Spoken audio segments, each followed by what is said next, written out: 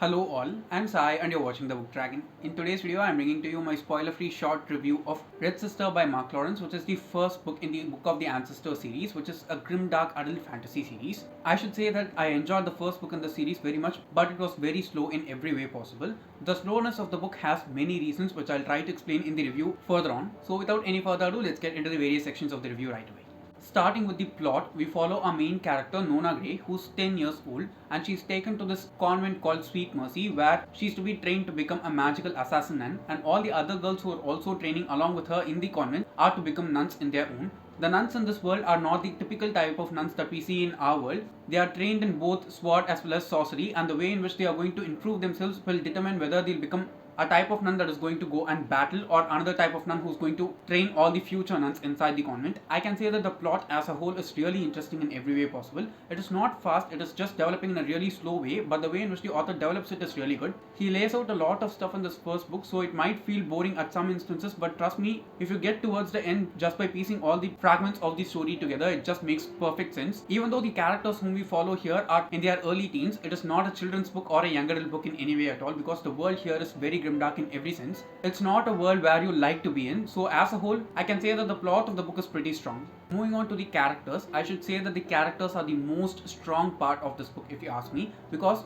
almost all the main characters whom we follow here are women, and most of them are also girls who are just under 14 in their age. The friendship that builds between them is really pure in every way possible, and the way in which she sees her friends is very precious if you ask me. Apart from a main character and her friends alone, we also have so many teachers who work in this convent, and each and every teacher is a nun, and each and every nun is specialized in one form of art. Just like in Nevernight, Harry Potter and various other series which have this magical school, each and every nun who's a teacher here is very specialized in what they are doing. We don't have a single antagonist also inside the story, there are multiple antagonists, and the way in which the emotions of these characters play against each other and together when put against a threat was very extraordinary to read. More than anything, I can say that the nuns in this book were the highlight of all the characters, personally for me, because the way in which they express their power is really good. It is not a character driven book, but it is definitely a heavily character focused book. Moving on to the world building, the world building in this book is also really good, okay? Since this is the first book inside the series, the world building is very foundational in its tone, and the way in which the author explains each and everything about this world in this first book is really good, okay?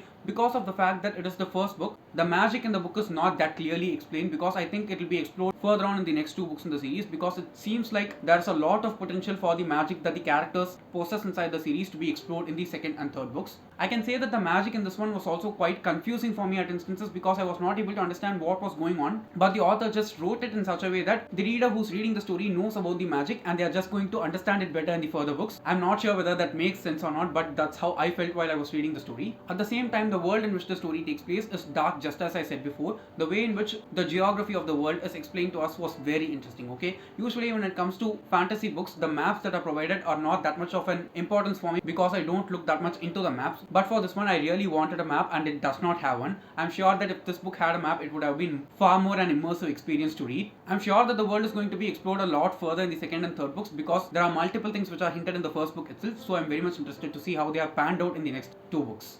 Moving on to the writing, I can say that the writing of the author is very crisp and smooth in its tone, okay? It was not at all at any point I felt like the writing is dull or poor or boring in any way, because he uses different kinds of words and different kinds of metaphors in order to explain different things that are going on inside the school. We see many scenes that are taking place inside the same place itself, but it did not feel like the place was not real. At the same time, it did not feel like since everything is happening inside the same place, it becomes boring. He takes a lot of time in order to show us this world, show us the school, where all these people are getting trained, and the customs of the school, customs of the world, and all these things put together. And the writing also felt kind of classical for me, because I'm not used to this kind of writing before. I'm just used to very direct, straightforward kind of writing. Just because it was not that straightforward doesn't mean that it is not easy to understand. It is definitely easy to understand, but you just have to be a bit patient while reading the book, because it's not like the author says everything straight onto your face and makes you understand. He makes you put in a little bit of effort for each and every paragraph that he has written, because for me it felt like it was meaningless at some instances, but when I kept on reading, it just made really good sense and I enjoyed the writing as a whole.